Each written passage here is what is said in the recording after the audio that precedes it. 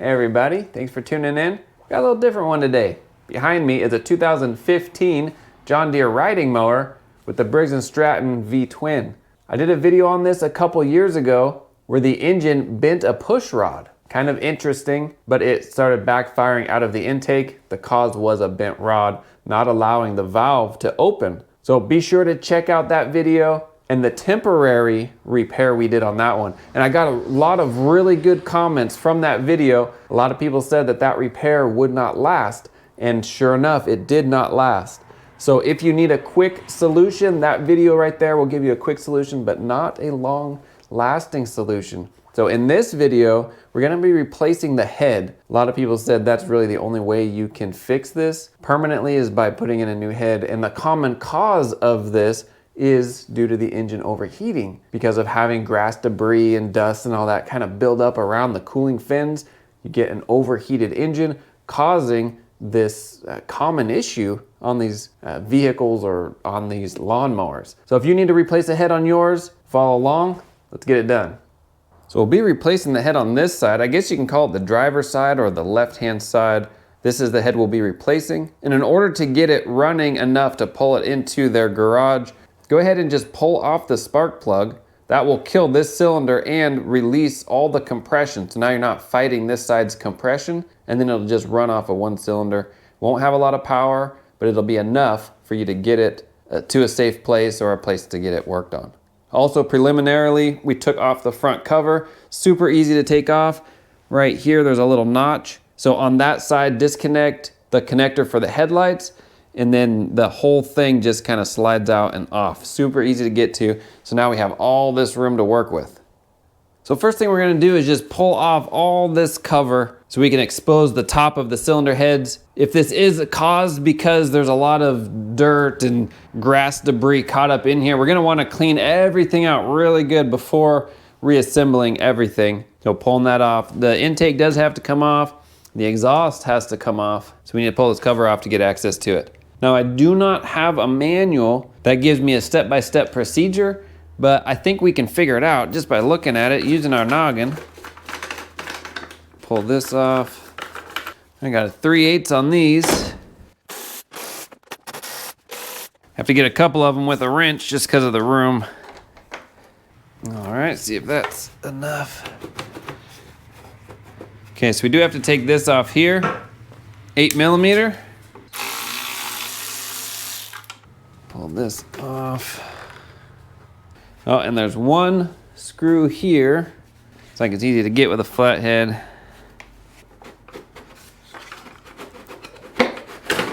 There we go. So let me show you real quick.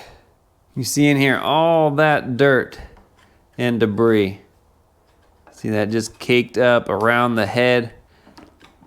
So that's what's causing it to overheat. It needs these cooling fins nice and clean. So even there's this side here that's clean, this whole side is obstructed. This fan right here blows air around to get on these cooling fins. So we got some obstruction here. Looks like this side there's some obstruction. Oh, look at that. Ugh, that is crazy. A lot of buildup over time. So that's what's causing this issue. It wouldn't hurt just once a year. Pull this cover off. Took less than 5 minutes to get this cover off.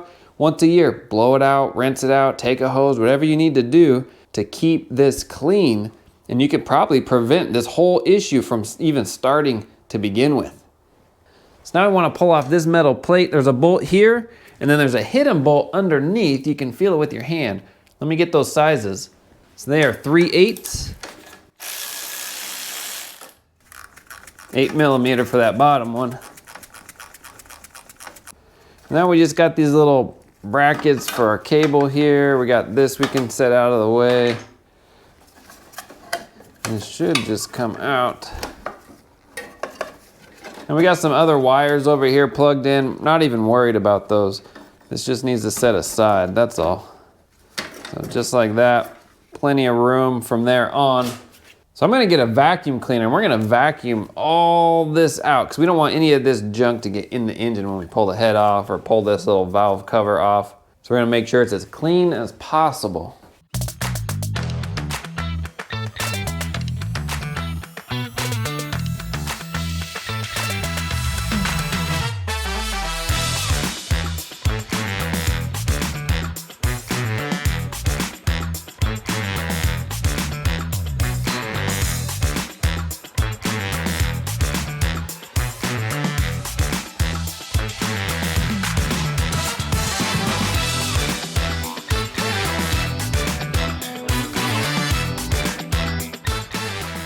All right, now we're ready to proceed. What I would recommend, if possible, take a pressure washer. I used a vacuum and an air hose, but a pressure washer, that would be the best. Just cover over the intake with something, pressure wash all the dirt as much as you possibly can off of this thing before proceeding. I think we got enough to make this successful without getting any debris in the engine. So now we want to take off our intake manifold, 3/8. That seems to be a theme with this engine, 3/8.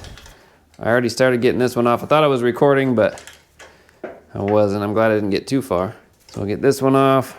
Ratcheting wrench would be super helpful right here. There's one on top and there's one underneath. Let's see if I can get that with this thing.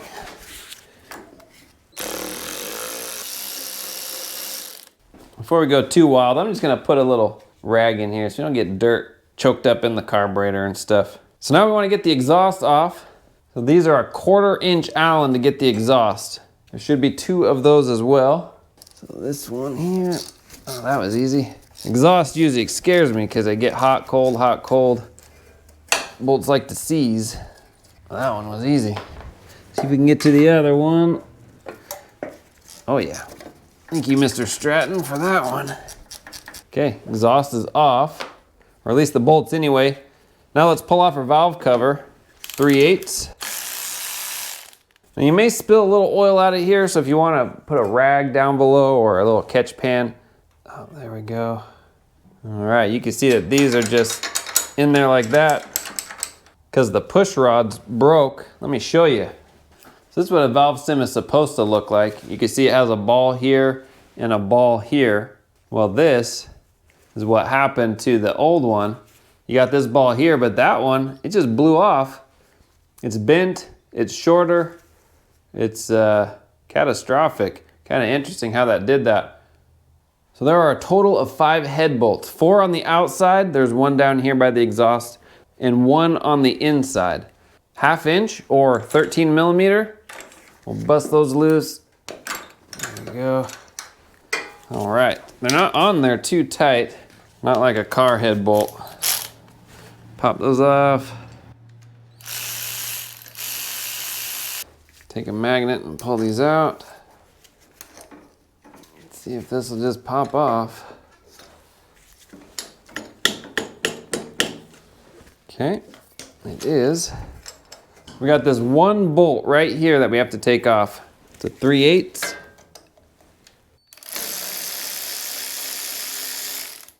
There we go.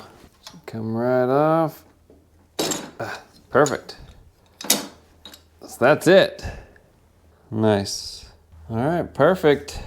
Now to get ready to clean up some of the surfaces, I'm gonna take a vacuum again and just vacuum all around this head. We'll scrape off this old gasket and get ready to put on the new head gasket and the new head. Now they do make plastic scrapers, but if you are gonna use a metal scraper, just be careful not to gouge your aluminum surface. Aluminum gouge is pretty easy, but you don't wanna gouge it. So just be mindful of that. Let's try to pull this off. See how much comes off on its own. Now this gasket, honestly, this thing is in really good shape. Just gonna very nicely scrape this off. Before we get too crazy, let's go ahead and plug this hole up.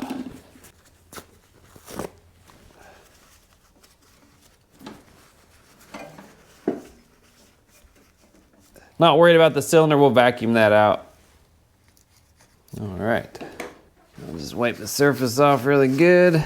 Now, I wouldn't use any kind of wire wheel or anything like that to get this head surface clean. Just a scraper is good enough. And we want to make sure our new head surface is good and clean as well. The head we're putting on it is not a brand new head, but it is a good used head. I could not find new heads for this, brand new heads. I looked all over the internet and could not find them. As far as I know, they no longer make heads for this particular engine. But getting a good used one is perfectly fine. What you want to do is just make sure that the number stamped on the inside, this is 214616. That stamp, yours will have a stamp. Just make sure that those stamps are the same manufacturing stamp, so you know you're getting the right head for the right side of the engine. All right, brand new head gasket from Briggs and Stratton. Go ahead and put it on. Now it only goes on one way. There's just one orientation. Slip it over the dowels. Perfect. So as we're putting our head on, we want to make sure our new intake gasket also slips in. So we're just gonna put it kind of on like that. And just make sure that it's gonna be lined up still. Put these in. There we go. Our intake gasket's in and started. Our head looks good. So now we can just hand thread in our head bolts. Snug those down. So the torque spec I have for these head bolts is 220 inch-pounds, which equals about 18.5 foot-pounds. So I'm gonna set mine to 19, but I'm gonna do this in 2 steps. My first pass is gonna be 10 foot-pounds, or 120 inch-pounds. There's no reason for that other than thinking about automotive head bolts. Usually you do an initial pass of a certain torque, then you go back around for a certain amount of degrees, and sometimes even a third pass with another degree. The information I have doesn't say to do it that way. It just feels right to snug them up to half torque and then re-snug them to the full torque. I also don't have a pattern, so I'm just gonna go crisscross. This side here, then the inside, then over, then down, and then over. Kind of like lug nuts on your tire. You can start on any one.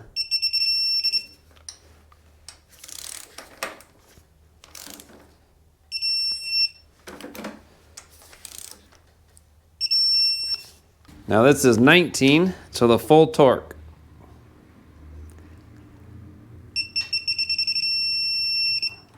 Okay, head bolts are torqued. I don't have specs for anything else. So all the other torque specs I don't have. So use your judgment when bolting this back up. Same with the exhaust, use your judgment. All these bolts, just do the best you can.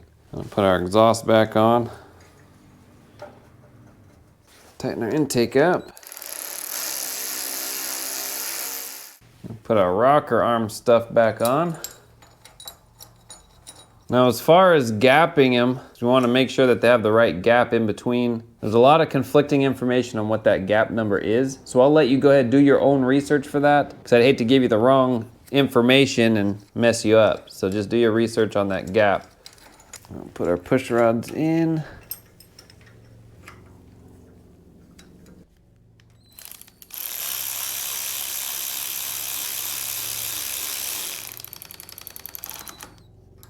All right, now I'm gonna turn the engine by hand just to make sure that all the valve train and stuff is working properly.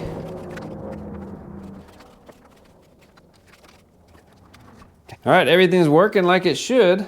Let's go ahead and put our valve cover back on. New valve cover gasket, if you need it. You don't wanna forget this little bolt on this side for that bracket. Little hidden one.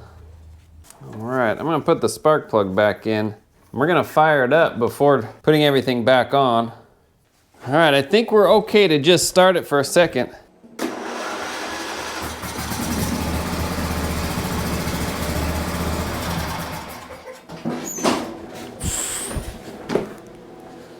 Sweet, we got it running. All right, there you go. That's how you can replace a head on one of these Briggs and Stratton V-twins on a John Deere Riding Mower. From this point on, all you have to do is just put that cover on. Don't forget that metal side bracket, 2 bolts holding that on. And that's pretty much it. Before we do that part of it, we're gonna go ahead, take it out, pressure wash it really good. Get every nook and cranny nice and clean to prevent this from overheating in the future. So really, this is a simple preventative issue. If that had been taken care of, if the cleaning annually would have been taken care of, most likely this issue wouldn't even have started in the first place. So, lesson learned. Again, thank you all for your comments. Thank you for helping this video be a success. If you did find this helpful and you want to support the channel, consider buying me a coffee in the link down below. Thanks for watching. Like, subscribe. See you on the next one.